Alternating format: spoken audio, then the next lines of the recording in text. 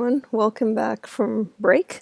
So I'm going to continue with part 2 of our lecture today, and we're working our way through the 5th slide deck on lists and apply. So at the end of the section before the break, I just got to summarizing the different types of structures that we've seen in R.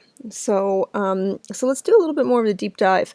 So let's continue on with indexing of data structures. So vectors we've seen. How to do this type of indexing, probably more times than you wanted already. We probably go over that about like 5 times. For data frames, you can almost think of them like a matrix. You're indexing by row and column. You can also pull out variables with the $sign, and I also taught you a trick in class, well, not a trick, but a command in class called attach. So you can use the attach function to attach a data frame, and then you can refer to the columns without actually identifying the data frame and using $sign, and it will understand what you mean. And then you will detach that particular data frame in case you no longer want to do that, or you'd like to attach a different data frame, for example. Okay, so with our family example, we could pull out the weight variable with family $sign weight. We can pull out the third and fourth variable with all observations using this subsetting by position. And then we can do conditional subsets, so there should be an L here, family. But we can take all the second variable values for which height in the family data frame is greater than 70. Okay, so just remember that $sign is pulling out one element. You're not going to pull out 2 variables, for example, with $sign. You need to do something like subsetting within your square brackets to do that. Okay. All right, so in lists we do something similar. We can pull out by the name of the object. So unlike a data frame where this object would be a vector, it could be a vector, it could be another object, it could be another data frame, but we can still pull this out. We can also subset by the square bracket and pull out the index of the 5th object, for example. And we can remember we can use the double square bracket to pull out the contents of, say it's a vector, let's say that 5th vector, for example, and then you get the actual data values.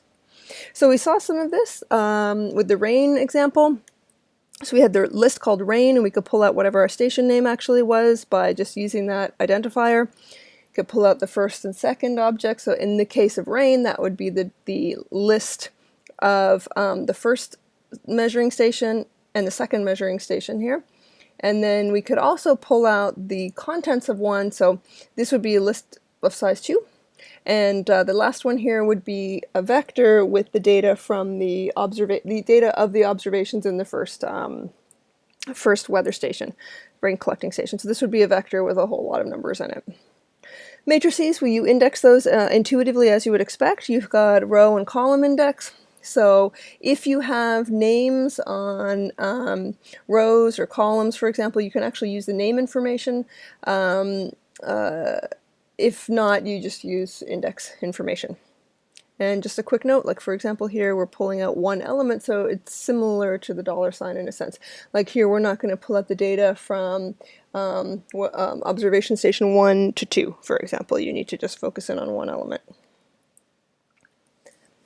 Okay, apply functions. So I started the lecture today in the last section sort of with a teaser about apply functions. Apply functions are one of the most useful and special features in R.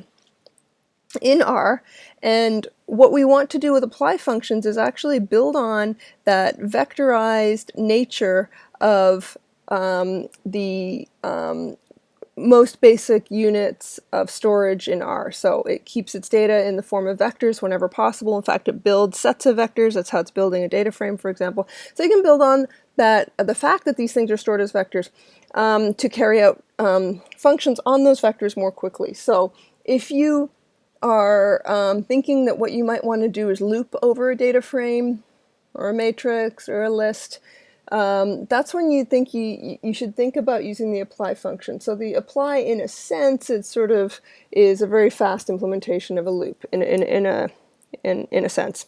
You can't do everything you would do with a loop using apply functions, but you can do a lot of it, and it's substantially faster. So you should never use a for loop, for example, when you could use an apply function. So let me teach you apply functions, and we will get more proficient with them. Okay, so the way to understand apply functions is, remember, in R we're thinking as statisticians, and R was built by statisticians from the statistical perspective. So a simple way to think about apply functions is if you imagine that data frame. This is one of the canonical objects in R, and it represents that statistical paradigm more than, say, a data science paradigm. You may want to, say, take an average on several of your variables. Like you might want to find out in the family data set what the average height is, what the average weight is, or something like this. And you can imagine that being a pretty common operation across columns in a data frame or other object. And of course it is. And so the traditional way you might think of doing that is you would then loop over the columns, or loop over the variables in your data frame, and you would calculate the mean and move on to the next column and so on. So the apply function is exactly designed for that situation. So what you're doing is applying that mean function to those columns or to those variables, and that's so common that we've actually got apply to do that rather than a loop. So that's a situation where you would certainly want to use an apply function. So what it says here on the slide, sometimes we want an operation to be applied to each element of a list or each vector in a data frame or to individual dimensions of a matrix. So that's where R has the apply mechanism or the apply function. And here are the different functions. So just the plain word apply is for matrices. So I find that a little counterintuitive because I would have thought that would be for data frames, but it's not. That's for matrices. Data frames, you'll use sapply or lapply, and the difference between sapply and lapply is the type of output that's returned by the apply function. Do you want it in a list format, for example? And then, like I said, applies for matrices, and then T applies for tables when you want to apply to what we could call here kind of ragged arrays, in a sense that they don't have as much structure as, say, in a data frame. So if you've got complicated data or unusual data, T apply is a pretty good way to get the apply function to work regardless. Okay, so what we want to do is avoid looping, which is slow in R. It's slow in general and slow in R. And then what we'll do is we'll use the apply functions to carry out some of our data science and statistical procedures on the data. Okay, so we had that list with 5 sets of rainfall data from the 5 observation stations, and what you may want to do is study the observations from each of the stations, and we'll want to think about using the apply function to do that rather than, say, looping over stations. Okay, so here's the rainfall example, and just to remind you, even though you always saw it just before the break, but we have, just to remind you, in the list we have 5 of these vectors, and each of these vectors is a different length because there are a different number of observations that have been collected for each of the 5 stations.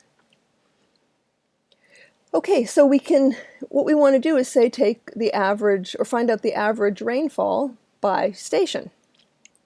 So what we'll do is we can get, the average rainfall of the first station, second station, and so on. We know a way to do that. We know we could write, little pieces of our script that would extract the information from, say, the first object here. We could do that using the double square brackets, for example, and then we could take the mean of that information, and we would be able to do that, and then we would move on to the next station to do it, and we could write a loop. So that's not the right approach in R. Okay, so what we'd want to do is use one of lapply or sapply. What happens is, so as I said, the difference here is on the class of object that's returned by each of these functions. Lapply is going to return a list. Sapply tries to return a vector. It's not always possible, but if, for example, if we want a mean of the average rain, like we want to find out the average rainfall over the 5 weather stations, that's something that could be returned as a vector of length 5, right? So sapply would try to return that as a vector and not leave it as a list. Lapply will always leave it as a list. So that's the difference between those two. Okay, so we can take a look at that difference here. So lapply, so here are the way the apply functions work. You call the function, and then the first parameter here, the first input, is the data that you'd like to run the function on, and the second one is the function. Okay, so this is saying apply the function mean to the elements of rain. And rain's a list, so it goes through, and the first one, it applies the mean, and it gets 6.6 here. Second station, it gets 3.8, third station, so on, and it goes all the way through. Now you can see it's got a list format in its output, because it's giving you these dollar signs to represent the different objects in the list. So this is a list of length 5, which is probably a little cumbersome, but it depends on what you're trying to do with the data. Perhaps it's you want list as an input into the next step in your processing, for example.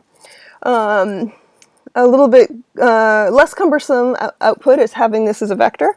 So we could use sapply on the list rain and tell it to apply mean to each of these elements of the list, and then that's what it will do. We get the same output, 6.63 for the first station, 3.8 for the second station.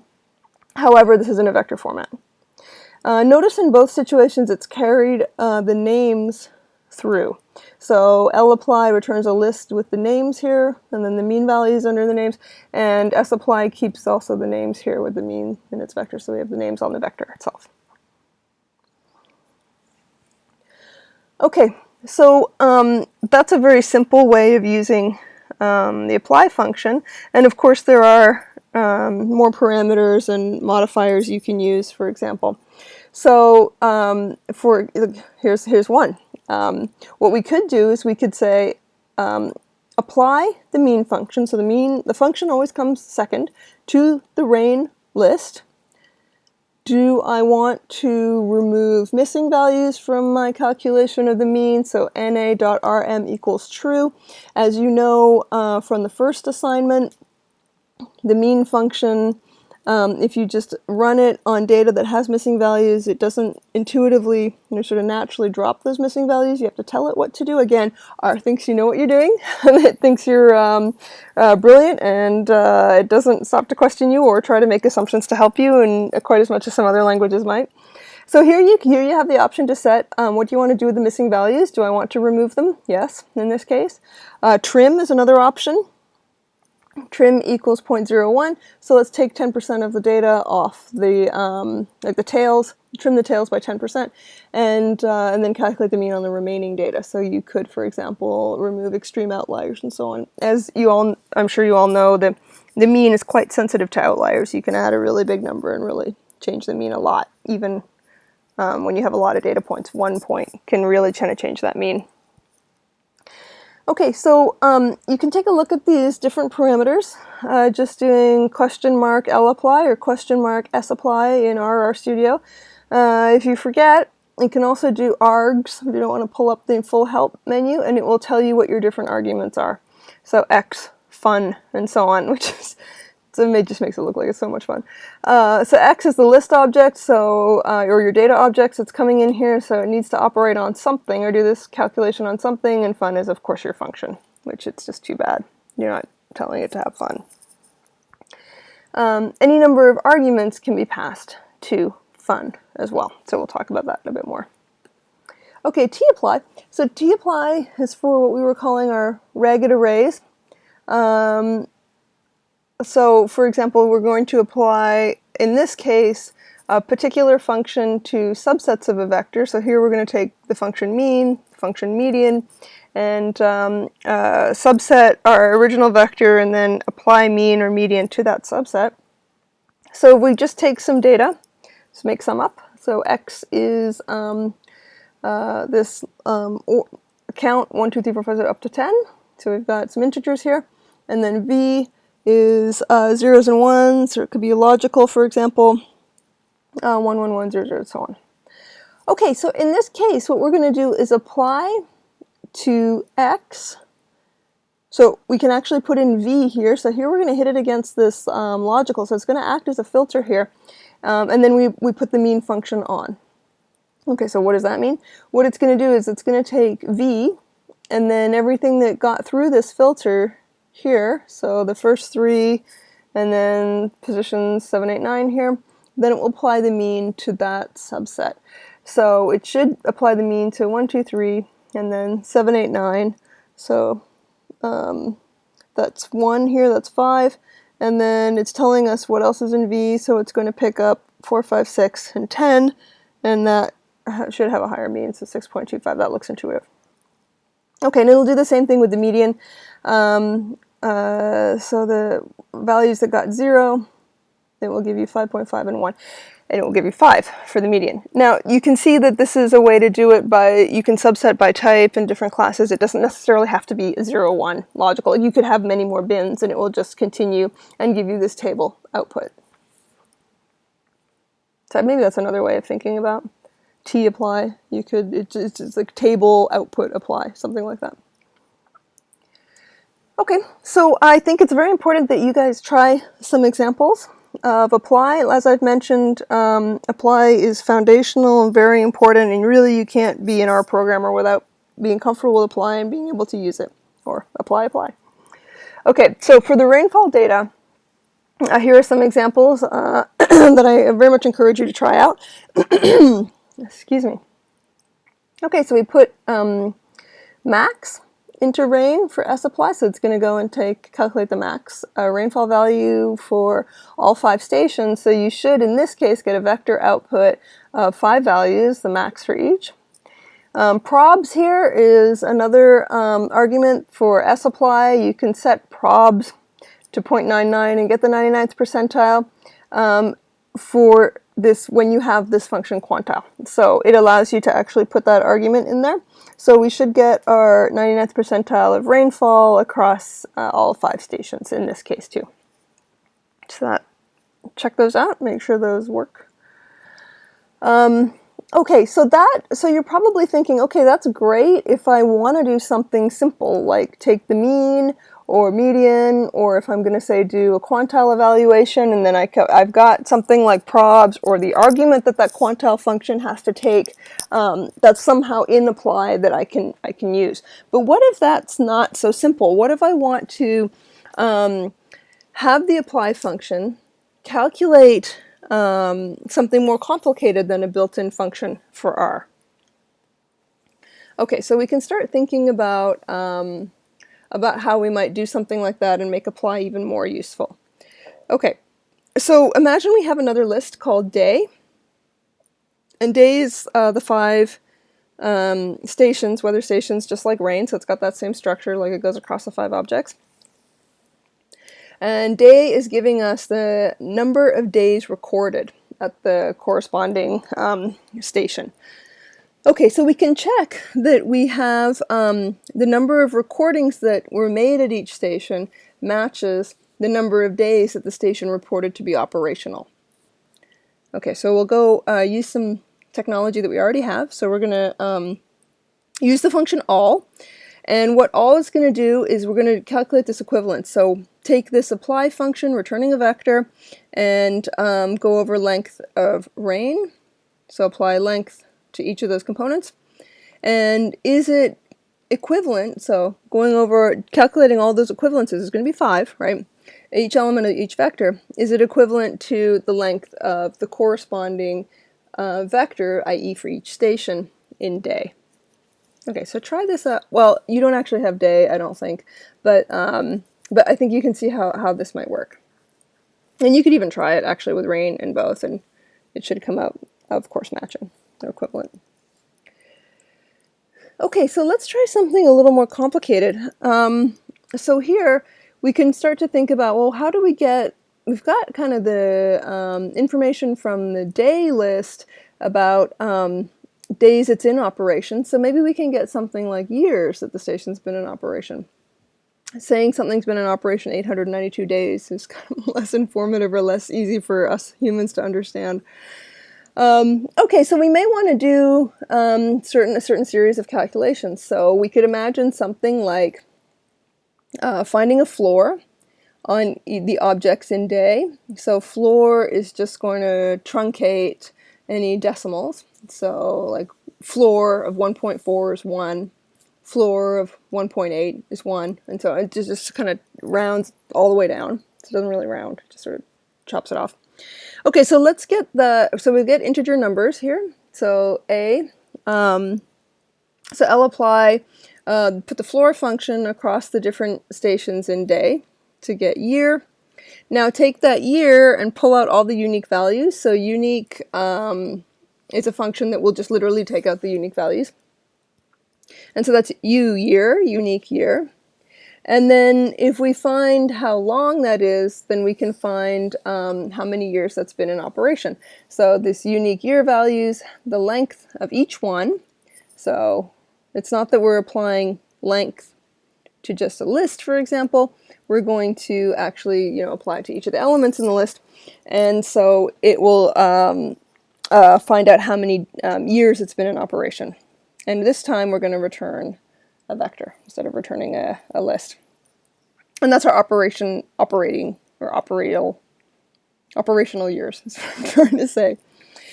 Okay, so really what we've done is we've extracted the information, say, for example, from the first weather station here, so the number of days it's been in operation. We apply the floor function, we get that integer output. We only want unique values, and then we take the length. So is there a way to do this, apply this sort of chain of operations here, a chain of functions, across all the elements in day, all 5 weather stations? So the way that we have built this so far, there's not, right? Because you need to just put a function into one of the apply functions and have it, calculate that function across the elements of the list or whatever object you're applying the function to. So how do we do something like sapply, where we want to say have a vector returned? We want to go over each of the 5 weather station elements in day, and then do this. We want to have the floor and unique and lengths and so on. So what do we put in here? Pretty not intuitive. There's nothing really we can put in there. So what R has is so this is our first introduction to writing functions. It has 2 levels of functions that you can write in R. So R does allow you to create your own functions, and the way you do that is using the function command. So that's what's down here. So this is a kind of a little hack. I mean, it's perfectly legitimate in R, but in a sense it's a hack. So what you apply across the elements of, say, the list day, instead of applying the function mean or median or whatever, floor, unique, what you do is you apply the function across.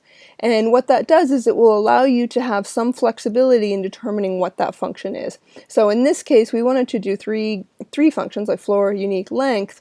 And what I can do instead is write a function that does that applies floor, applies unique, and applies length to whatever the object is, vector, whatever, and then call that function. And then what apply can do is actually just apply that function that we're using the word function for across the different elements of the list. And that's how you can get it to work.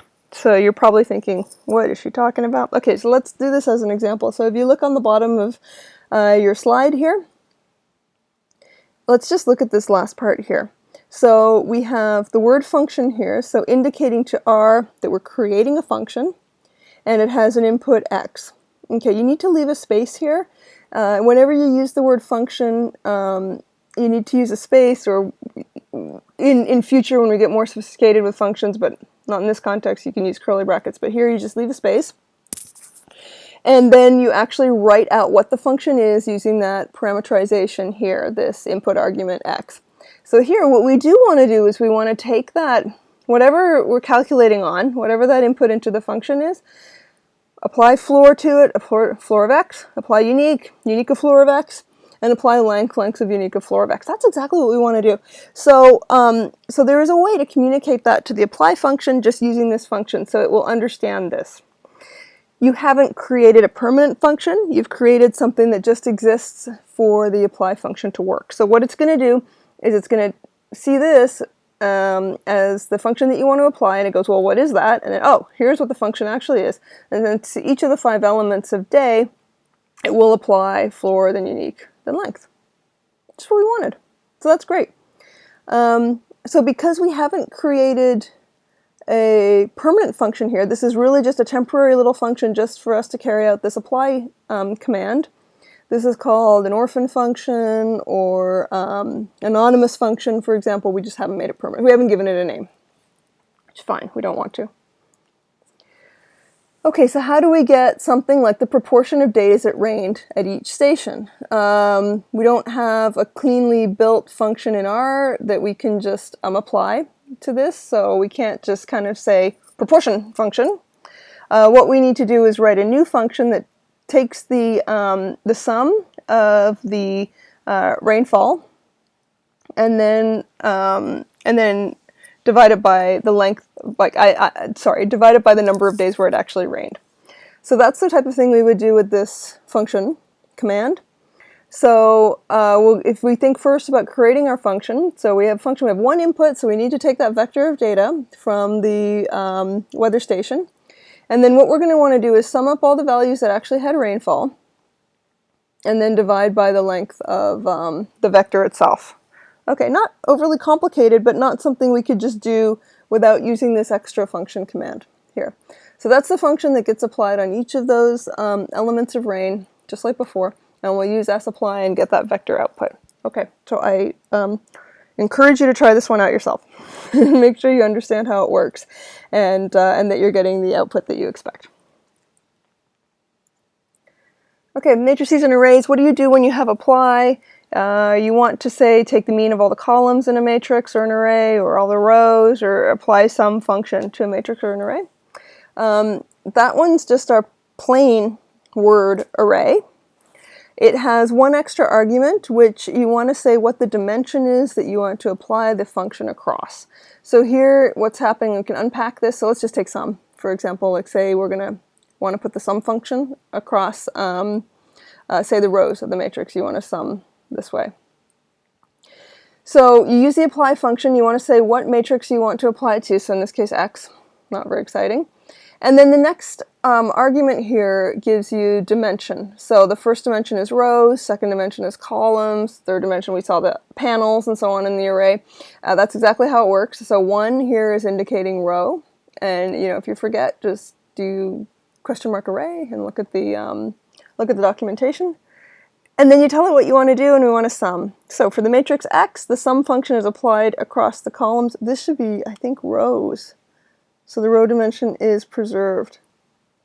Okay, we need to test that out and make sure, but maybe I'll leave that as an exercise for you, because that's a pretty straightforward thing for you to test out. We know how to build a matrix like this, and then we could go ahead and test this out. So apply x1 sum 9. See, I think this is summing across rows.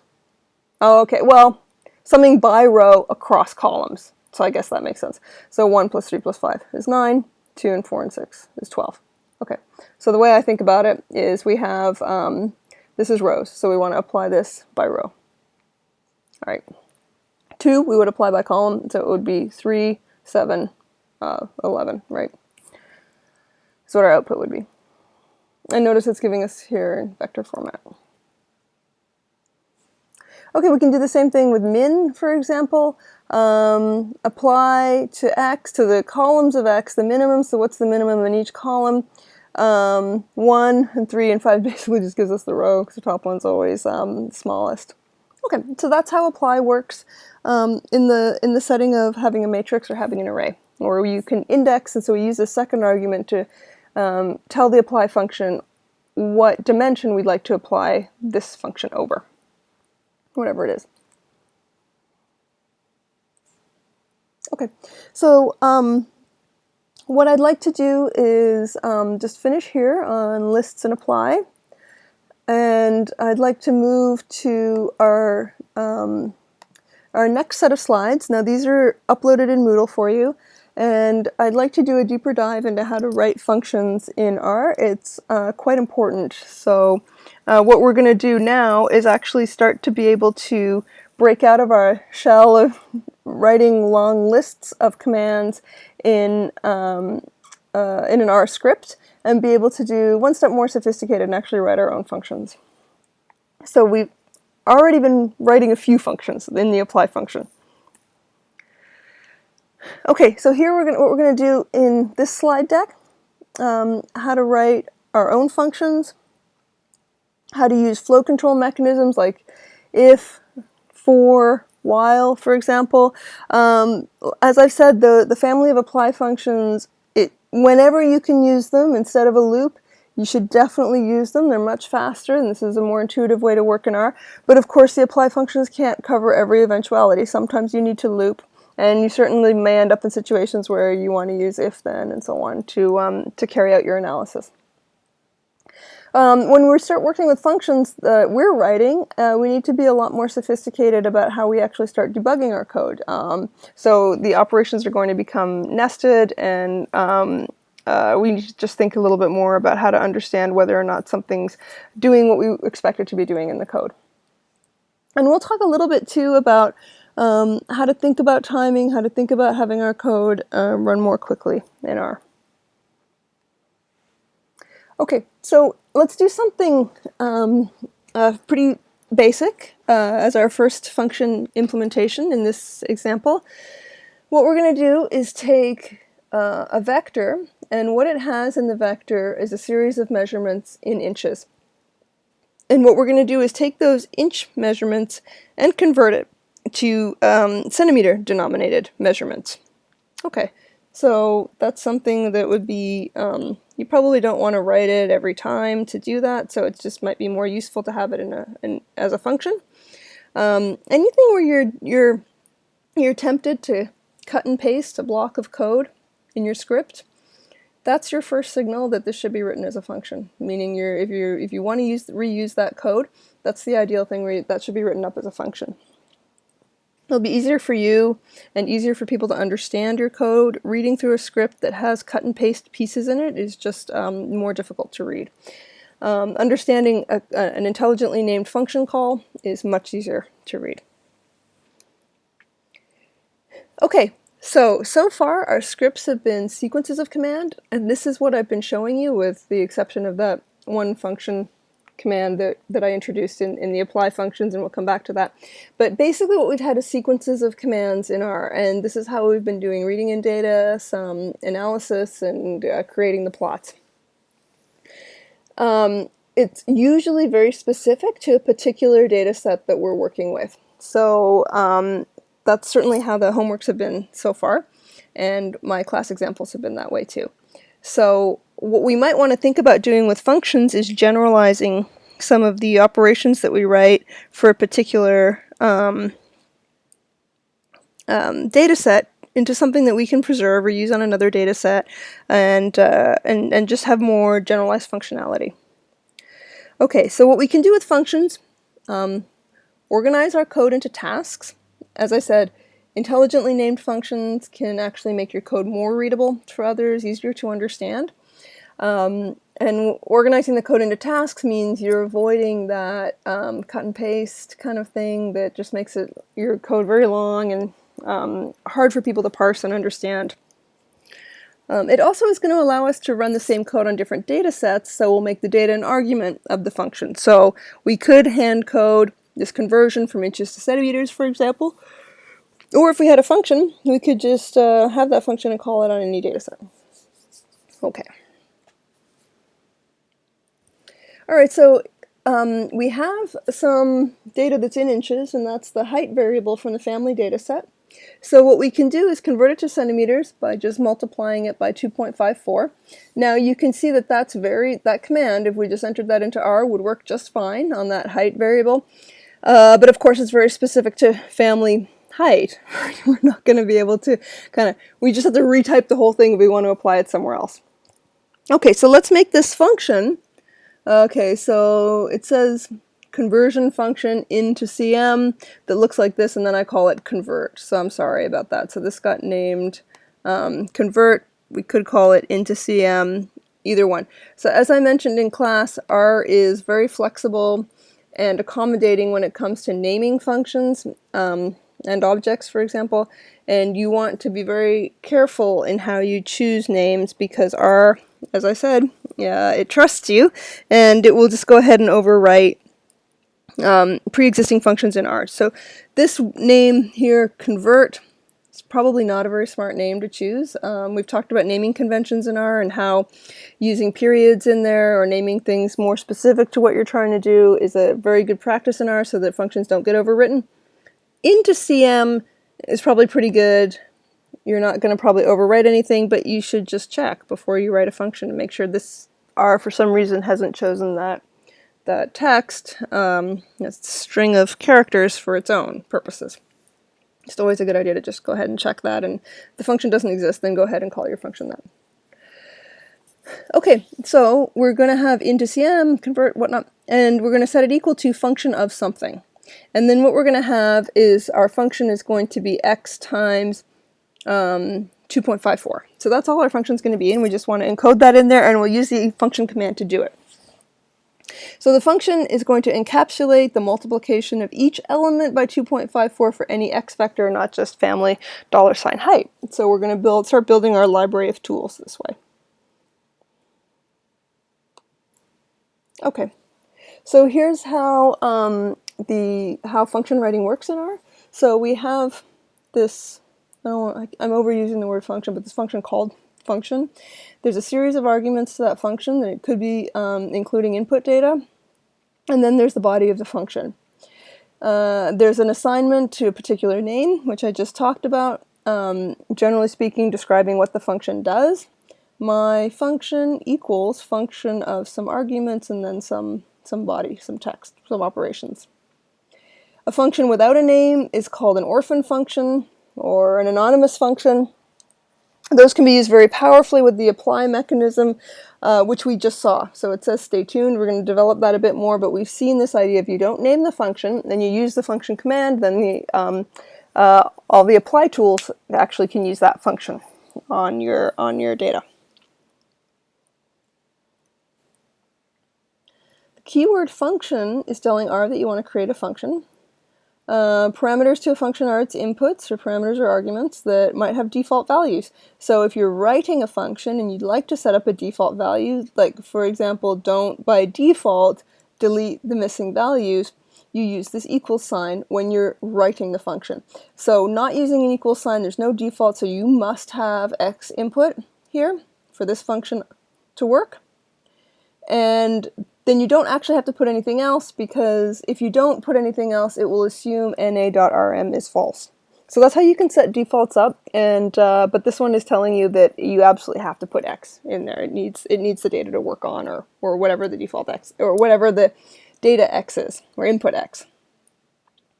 Okay, so we're not explicitly specifying na.rm when we call median, and it gets assigned the default value of false, which is probably pretty good behavior. Okay, so on specifying the arguments, generally speaking, and you've probably already noticed this in R, you'll put the most important arguments first in a function.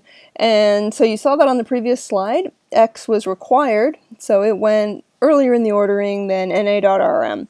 So you'll generally see that the required arguments come first, and then the defaults are listed later. And you can look at, say, the plot function or one of R's functions, and you'll see that actually in operation, any R function.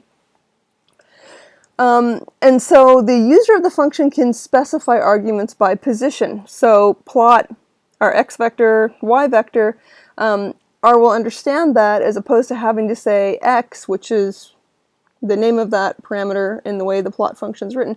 You don't have to say x equals x vec, y equals y vec, and so on.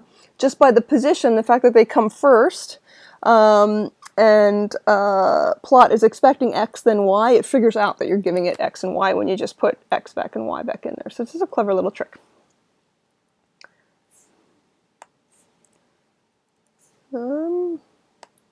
Okay. And so after we sort out the name of the function, what the arguments are, what the importance of the relative importance of the different arguments are, which are default and which are not, then we actually have to write the function itself. So our functions are just about always surrounded by these curly brackets like this. So for the body of the function, the next step would be open a curly bracket, write the function in there, all the command, like multiply x by 2.54, for example. And then you need to close this curly bracket, and then that's how R knows that that's the end of that function that's being assigned the name that you're giving it. One thing to note here is you almost always want a return value, a return command like this in your function, telling R explicitly what you would like to have as output from the function itself. So if you don't put a return function, R will just take the last thing it had that it calculated and it will return that. It's good practice to always specify exactly what you want returned. So the return expression hands control back to the caller of the function and returns a given value.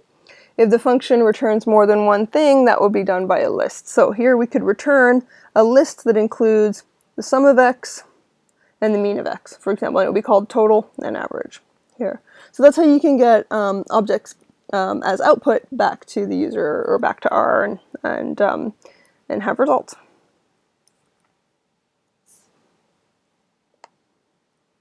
Okay, so as I mentioned, if you don't include a return statement, the function returns the last evaluated expression. I strongly recommend you always have a return statement. It's pretty standard in coding R functions, and people expect it, and it's normal. So you may as well include it because it just makes things really, really clear. Something like all we're going to do is multiply x by 2.54. If I was going to be pedantic, I would still put one in there, but as I said, it returns the last thing that was evaluated, the output from the last expression that was evaluated. So here what we're going to have is x times 2.54, whatever that vector actually is, and that will get returned. If there's only one expression, so here the function is multiply our input value x by 2.54, if there's only like one expression like this where it can fit nested on one line, you don't need the curly brackets. So that's why, like R will figure that out, it's smart enough. And that's why when we embedded those functions in the apply function, in the apply command, we didn't have curly brackets there. In fact, R will get confused if you try to use curly brackets in any of the apply functions. You have to be able to do the these one line, sort of one expression, evaluate on one line functions. Don't use curly brackets in apply functions. It's not gonna be happy. Outside of apply functions, I would like it if you always use curly brackets, even if you have one line. I think it's good practice. However, functions are rarely one line like this, so it usually doesn't really come up. You just basically always want to have these curly brackets, and in my opinion, you always want to have a return function. I would like it if this was set to be y or something, and then we returned y here. Okay, so convert equals function of x, curly bracket, x times 2.54. Or we can even just put return of this, and then the curly bracket. A return expression anywhere in the function will cause the function to return control to the user immediately without evaluating the rest of the function. The return needs to be the last thing you do, is what that is saying. It'll jump right out of doing any of these calculations. Okay, so things to think about when you're coming up with a function. Know exactly what the function is supposed to do. So what are the inputs? What are the outputs? What type of calculations are going to happen? And then what default parameterizations do you actually want? Think about naming. What should you call it? Relating the name to what it does. Don't overwrite other functions.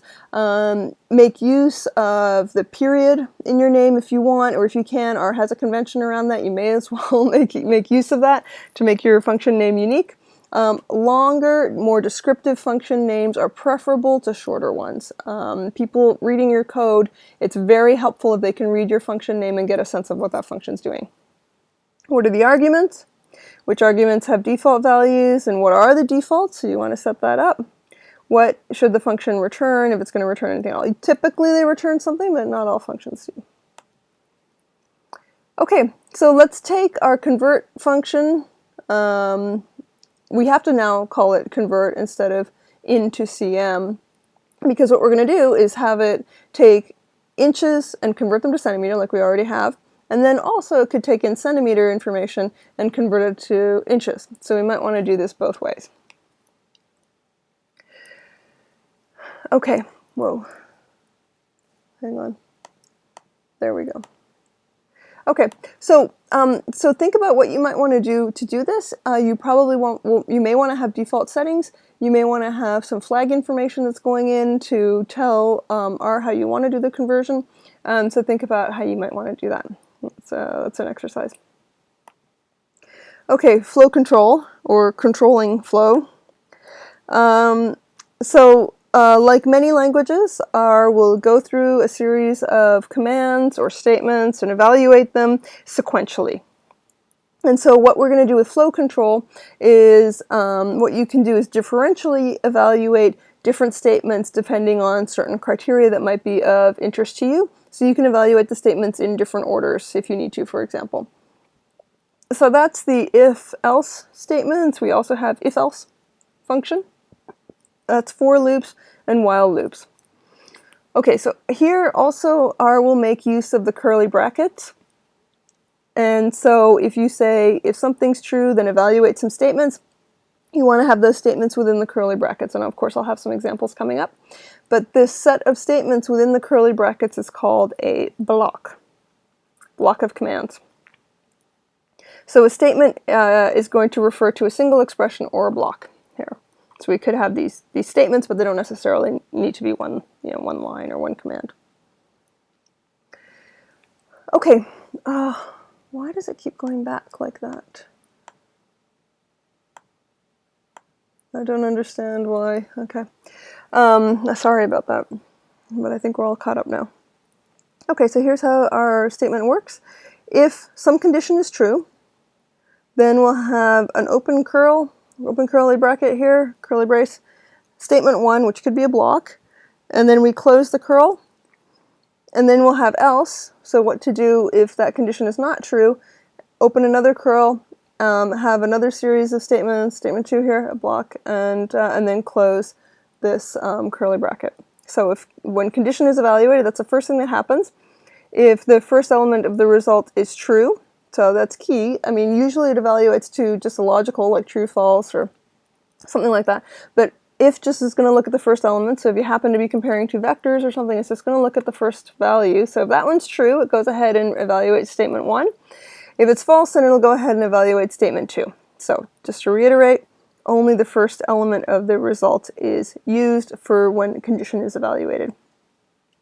If the result is numeric, 0 is false, any other number is true. So that's just a convention that you want to get used to in R, that 0 is false, non-zero is true. NA will give you an error. Okay, so just some ground rules that R is working in there. Okay, so if you remember from the other day, we had a discussion about Boolean algebra. We had AND operators and OR operators. We also talked about how those are vectorized operations. So it's going to work through the vectors to do that calculation or that comparison. In if-else statements, there's just one condition that is set, well, it's understood as true or it's understood as false. As we just saw, that depends on if you have a longer vector. It depends on the first element. What you will see are constructions using any, all to evaluate and form that conditional expression. So for example, this type of thing is not exactly uncommon. So here, any, so any of x less than minus 1 or x greater than x greater than 1. So what it does is it will just go ahead and do sort of a sanity check and see if you have any of the elements of x less than 1 or any of the elements of x greater than 1. And then you can see here it issues this warning statement, values in x are outside the interval -1 to 1. Okay, so this is the beginning of also thinking about how we handle errors. So when you write functions and they're meant to be used in more general settings, you are going to get things like data that's not appropriate, and you just need to think about how you would return information to the user, which may be you, to inform them of what's actually wrong and how you've applied that function. Okay, so note that if you ask R to evaluate an if-else statement, you can take that information and assign it. So for example, this little arrowhead thing should just be an R prompt. So if any of the elements of the vector x are less than or equal to 0, then go ahead and evaluate y equals log of 1 plus x, else evaluate y equals log of x. It's going to return that value y with a different, the different value depending on how it evaluates this conditional statement here, the any x less than or equal to 0. So you can also do it this way, y equals, if any elements of x are less than or equal to 0, evaluate log 1 plus x, else evaluate log x. That output will get assigned to y. So it's doing the assignment in a slightly different order, but you can go ahead and do this. And this is not a particularly typical construction, setting y equals to if something or another, but in R it's perfectly legal. And the else clause is optional, so we can even make this more concise and a little faster. If any of the elements of x are greater than or equal to 0, x equals 1 plus x, and then you can just do y equals log of x, and it will understand that as an else. And here it's going to overwrite x. So you want to be careful, but of course that is treated as an else. Okay, it doesn't have any problem with nesting. So if condition 1, evaluate some statements, else if condition 2, evaluate some statements, else if condition 3, evaluate some statements, and then you finish with else. I don't think R has a switch statement. If you're familiar with C, for example, you can use a switch statement to do stuff like this. It will go ahead and just do this else if to handle different cases. So these conditions are evaluated in order until it gets one true, and as we know, it gets that first value to be true, and then it goes ahead and evaluates the next statement. Statement 1, statement 2, statement 3, statement 4. And else, of course, kicks in if it gets false, all the way down.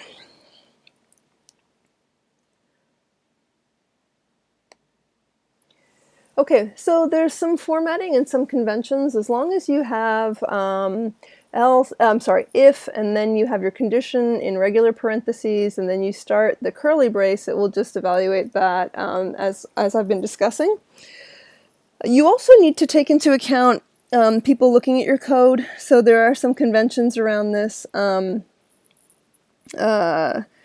If our condition holds in parens, then we have our statement 1 in curly braces, for example, else, and then our statement 2 in curly braces.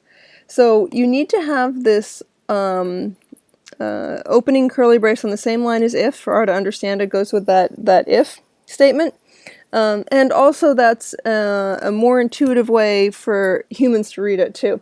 So something like this is the way that's typically done. If some condition, then you open the curl, go to the new line and put your entire statement blocks here, and then use the curl on a third line. So R is going to understand this just fine. However, it's just easier to read to have it broken up like this. You need to have that opening curly brace on the same line as the if. And with else, its opening curly brace needs to be on the same line as well. So I would recommend doing it like this, and then formatting by indenting the statements too. And when things get more complicated, like you have nested if statements and so on, it's much easier to read if you have this indentation. So that's an important thing to keep in mind. R doesn't much care about indentation, but we do. People do. Okay, here are some ways that people use if-else clauses, just to show you some examples. Logical functions. So we could do, say, for example, a plot here, plotting correlations. So we're writing this function called corplot, C-O-R-P-L-O-T. That's going to be equal to a new function with x and y as inputs, and then plot it. So we're making up this plot it argument with a default of false. Okay, so open the curly paren here to tell R this is the body of the function that's coming. If plot it is true, then plot x, y. If not, just return the correlation between x and y. All right, if I wanted to be pedantic, I would actually like to have return statements in there, but that's okay. But see, we can use this if here, and it's conditioned on our variable, our input argument, and that has a default associated with it if true. Okay, another example, we could verify arguments that are being input into a function are the types that the function requires to run. This is a really, really useful thing to do when you're writing functions for yourself and for anybody else you might run them. So you might have some input, an input m, for example, that came into your function call. So an argument m is dot matrix m, so that will evaluate to true, and then we have that shriek at the front that's going to flip it around, so it'll be false if this is a matrix. So if it's not a matrix, stop and return the error message, m must be a matrix. Okay, so this might be the first time we've seen the stop function, but you can use it to good use in this type of situation in a function where you want to just check that all the inputs are as they should be, and give information to the user about the fact that they're not, if they're not. And that's useful because as you're starting to become aware, R doesn't always give the most informative user error messages.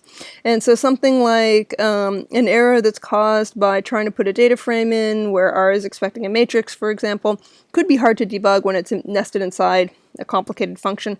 And so just having those checks that it's actually a matrix that's being input is really useful in the beginning, and you can just let the user know that, no, we need a matrix. And it's just obvious, rather than having them try and divine it out of some complicated error message that was the mistake.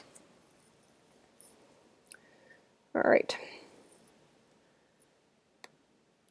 Okay, handling common numerical errors. So if we're evaluating a ratio, for example, we could have if here as a way to not divide by 0. That's a pretty lethal error in any type of coding. And so if you are dividing by x and there's any chance that x could come up as 0, it's nice to be able to just have that if statement prepended onto that ratio evaluation, because we can do the return assignment when we evaluate the ratio, so we can just go ahead and do this, and then we can assign NA if we don't care to divide by 0. Which probably, I mean, usually, it's very rare you actually intentionally wanted to divide by 0. Another example, so we can control which block of code is executed. So here's a function that we're creating called normt. It takes into account, it takes as inputs n and dist, and then let's start the function itself. So we're going to open that curly bracket to tell R which is the body of the function here that we want to call normt. And then we can jump right into our conditional. So if our dist is normal, so someone's written the word normal as an input here, then another curly bracket for if, then we return our norm. And then we close the curly bracket because we're satisfied if that's normal. We just do that evaluation. And remember, if we actually get here and we return, that function stops executing. Remember, that's one of the rules of the function. If we don't do that evaluation else, if dist is t, then we can return an evaluation of the t distribution. And we haven't talked about that much, but there are 2 parameters, well 3 I guess, because we need to know how many values of a random t. But we will set degrees of freedom to 1 and NCP to 0. So we're basically going to do a very very basic t distribution. And then our last one, else, stop, our distribution's not implemented. They put in something other than normal or t in there. Okay, and then we close our curly bracket for to close the function altogether. So you tell R when the function's actually finished. Okay, so you can use if-then for global tests. You don't want to generally use it for tests applied to individual elements of a vector. There's a different function for that. So this vectorized function, Ifelse, one word, runs faster and is better to use when you want to evaluate elements of a vector. So you put in the test that you would like R to evaluate, and then what happens if the test evaluates to true, and what happens if it evaluates to no. So for each element of test, corresponding element of yes is returned if the element is true, and the corresponding element of no is returned if it's false. Okay, so we're kind of doing like a conditional return here with if-else. It can be that, it sounds a little abstract, but that's a really useful function. We'll see it in practice too. Okay, so here are some examples of if-else. So if-else. If x is not equal to 0, go ahead and do that division y over x, and that will get returned. If x is equal to 0, just return NA. Okay, so that's a little shorter and easier than what we had earlier with the if statement, the conditional, and I'm willing to bet that runs faster too, because it makes use of that if-else is a vectorized operation. A US.indicator, if-else country is USA, return 1, otherwise return 0. Plot, income against donations, and our color is if-else party is Republican, do it red, otherwise blue.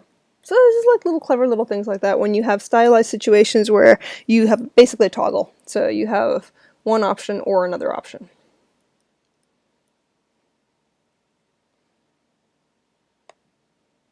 Okay, so here's an example I would like you to try out.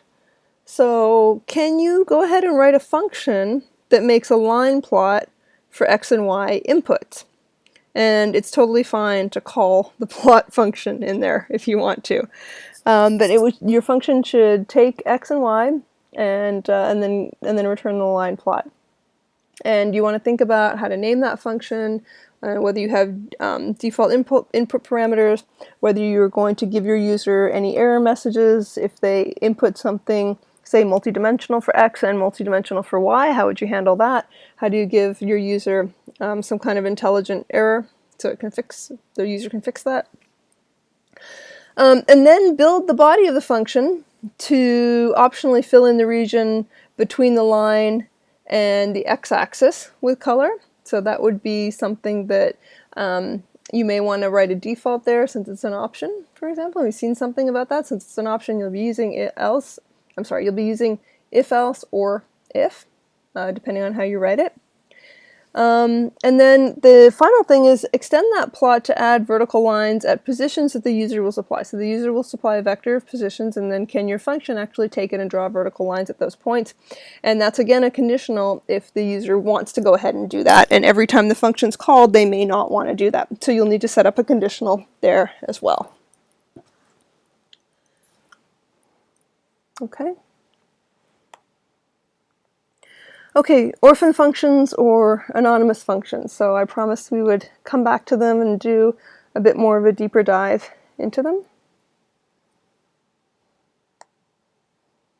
Okay, so earlier we had an example of trying to evaluate a sequence of functions on elements of a list using the apply function. So we wanted to calculate the number of years a weather station had been in operation. So we had this sort of nested series of operations where we pulled the information, in this case from the first weather station, so all the data from the first weather station, applied the floor function, applied the unique function, and then used the length statement to evaluate this to get the answer we wanted. And then we actually had this implemented earlier in the notes within the context of an apply function as an orphan function. And so here, we could actually just write this as a function, not as an orphan function, and still use it in an apply function. So here's what it looks like, not as an orphan function or anonymous function. What makes it not anonymous or orphan is we've named it and saved it in R. So num years is equal to function of the input y, and then what we're going to do is do the same thing. Take the floor of y, calculate the unique values, and calculate the length of that vector. And we don't have a return function in here, which I would like, but it's going to return the evaluation of this expression, and that's what num years is going to be. Okay, so that's a fully fledged function here. It doesn't really have things like error handling or commenting or whatnot, but that will work as a function, and it's not an anonymous function because it has a name. It's not an orphan. Okay, so let's go ahead, and you can put that function right into your apply function. So this is also a trick if you want to do something more complicated in a function that can fit in one line. It's not going to fit into the function, into the apply function as an orphan. It needs to be rewritten into its own function and then called like this in apply. Okay, so for complicated functions, you can go ahead and do this, define your own, and just call it whichever apply function, like for example, sapply, or whatever it is you're using, lapply, we'll take this as an input and then evaluate it on the different elements of rain. If it's short, we could actually use the function, all the text of the function, directly in our apply call. You can't name it, right? It has to, then R will get really confused. Because it's like, why are you trying to make a why are you trying to make a function here? I'm just trying to like evaluate a function, not create one. So you just need to leave this one command function and don't have the curly braces. So it has to be short. It has to be basically one line. So if you're just doing one expression like this, that's fine. It can work like that. Okay, so that's building up functions, and then building up anonymous or orphan functions, and being able to see when each is useful and how you would do both, and use them each to your purposes. Okay, so if you recall, we used a distance function. We actually used Euclidean distance when we were restructuring that data set. If you remember the evaluations of signal strength, if you took your laptop around the Kisles building, say, for example, and it took those 5 measurements each time you pinged the system. So we could, because if you remember, we had sort of 5 sort of cut and pastes of that Euclidean function. So that's one place where encoding that distance function into, or that distance evaluation into a function would be really useful, because we're kind of doing that cut and paste, right? So that's our first sign that we need to be writing functions. So here's one way we might do that.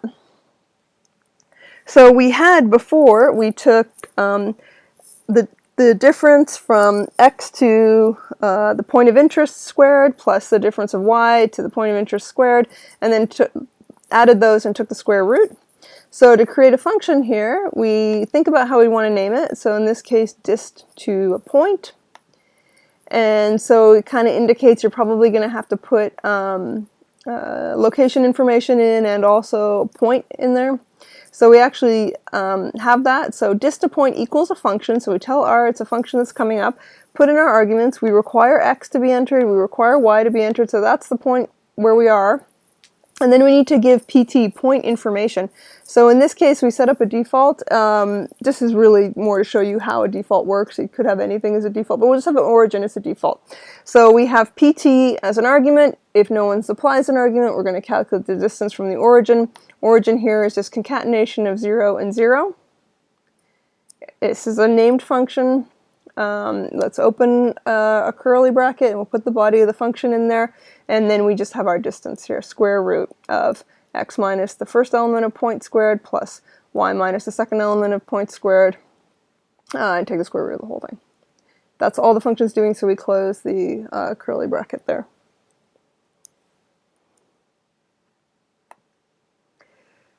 Okay, so we can do this in the apply context as well.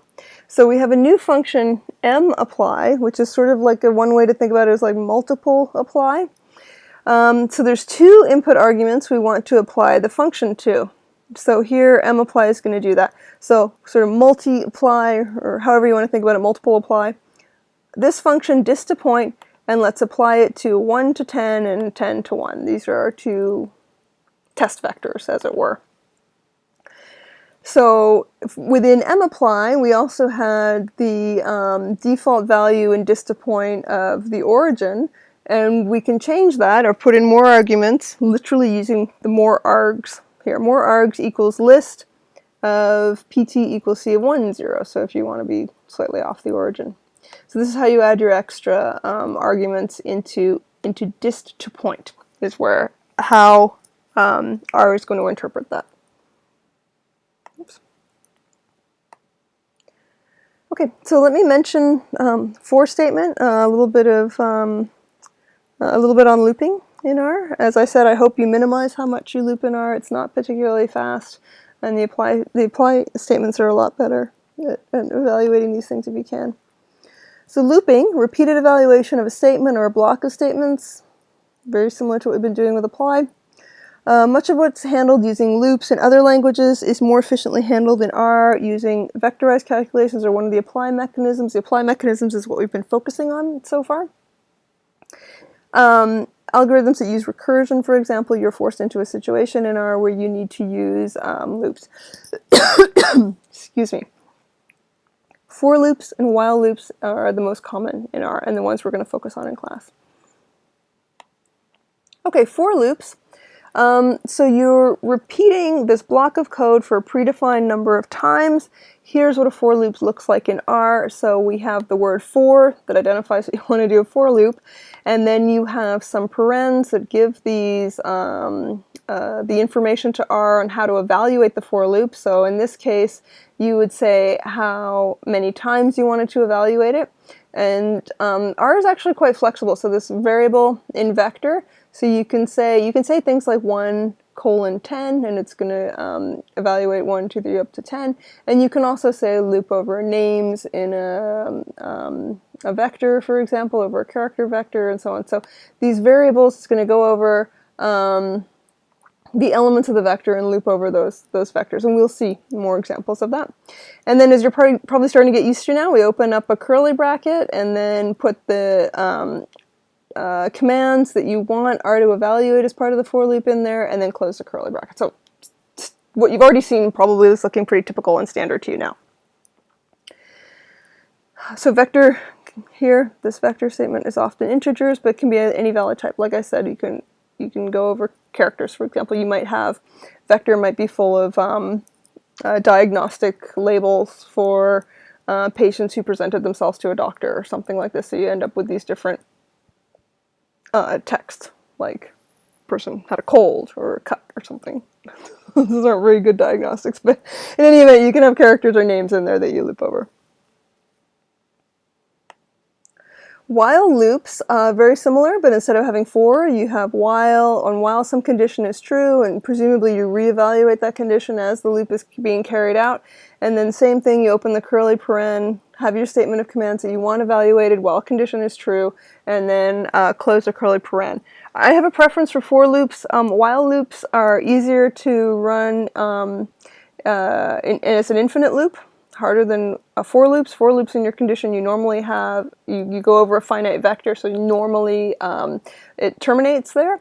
Not necessarily, you can easily set up a runaway for loop, but while is harder, right? You have a greater chance, I think, of setting up an infinite loop. So you need to take a little more care over the while loop.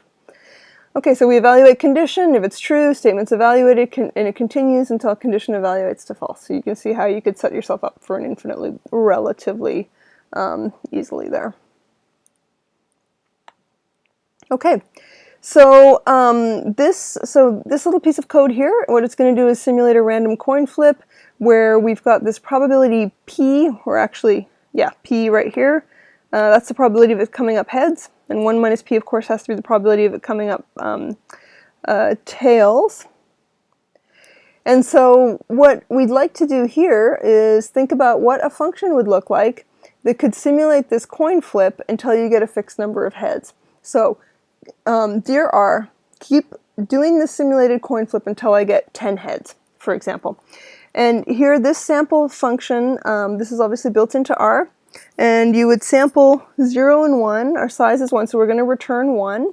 Where our probability of getting 1 is P, and our probability of getting 0 is 1 minus P. So this concatenation of P and 1 minus P directly relates to this 1, 0, little length 2 vector we've got here.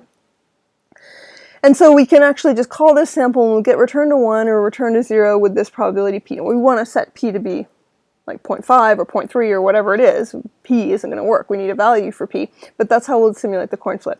So the idea is, how do we write a function that keeps on flipping the coin until we've got a set number of heads? So we need to have a way to input, like have the user say how many heads we want to wait for, 10, 20, 50, 2, something. And then we also need to figure out what value that P parameter is going to take, so we need that as an input too. So the function should take the probability P and the total number of heads total and return the trial on which the final head was obtained. So what you would do is ask R to keep doing that simulated coin flip with a certain probability, and then it will say, if you wanted, say, 10 heads, it will say, okay, well, I did your simulated coin flips the way you wanted, and it took me 15 flips before I got 10 heads. So you need a way to track. As you go through this, you want to track whether or not you got a head, and the total number of flips that you've made. This is the negative binomial distribution and how you might sample from it. Okay, so here's one way to think about this. So this is our last slide for the class, and I'm going to leave you here to try this out and make sure that you understand what's going on in this function. I'll go through this. So this is our sample from our negative binomial. So we have a name, my RNG, equals a function where we have total as an input, and then we set a default of a fair coin, p equals 0.5. As usual, open our curly brackets. I think it's very important, it's the first time we've seen it, but I think it's very important that you have commenting here that tells people, including yourself, what this function was meant to do. So here we're going to simulate the number of tosses to get 10 heads. So right now, I have 10 heads hard-coded in. This isn't an option that I gave people. Or let's see. It should say number of tosses to get total heads. So this could be set as 10 here. Or we could default total equals 10, for example, and then just run it. Okay, so let's go through the steps. So x we set equal to 0, steps we set equal to 0, maximum number of iterations is 1,000, so that's a failsafe in case things kind of run away with us in a while loop. So while x is less than total, so here, let's just say we set 10, we input 10 here. So while x is less than total, starting at 0, so we know we're going to evaluate this, x is x plus, so we're going to keep a running total. Sample, same command from before, we're going to return 0 or 1 with a probability of p or 1 minus p, and our default might be 0.5 and 0.5 here. Count the number of steps, which is not going to be necessarily equal to x, right? Because sometimes x will return 0, so 0 ends up getting added onto x. However, steps is going to count every time this is evaluated. And it's only going to continue if steps stays less than the number of maximum iterations. If we're doing more than 1,000 flips and we still haven't got 10 heads, we're ready to bail, although it is possible that we could just, really predominantly come up with tails over and over. But we can say, warning, maximum iteration reached if you do get up to 10,000 actual loops, while loops, evaluations of the while loop. Then we can use break. Break will actually toss us out of this level of the function. So it jumps outside here, and we'll get actually out to returning the number of steps. So we'll still get the steps information even if it breaks, I believe. But you can also verify that for yourself. And steps is the information that we wanted. So how long did it take to get 10? Total here, 10 was our input, so we already knew what that was. We were just counting x internally until it reached 10, and then we'll output the number of steps that it actually took. Okay, so our sophistication with R kind of took a leap in this lecture. So now we're able to do things like write functions, use those functions in apply statements, use the apply statements with orphan functions or pre-written functions, and also with ones that are already built in R. Okay, so I'll stop here for today, and you have your new homework assigned, and Jing is there Tuesday morning, 9 a.m. To collect your homework 2s, and I'm on email, and so are Jing and April, so please feel free to give us questions, and I'll see you next week. Bye.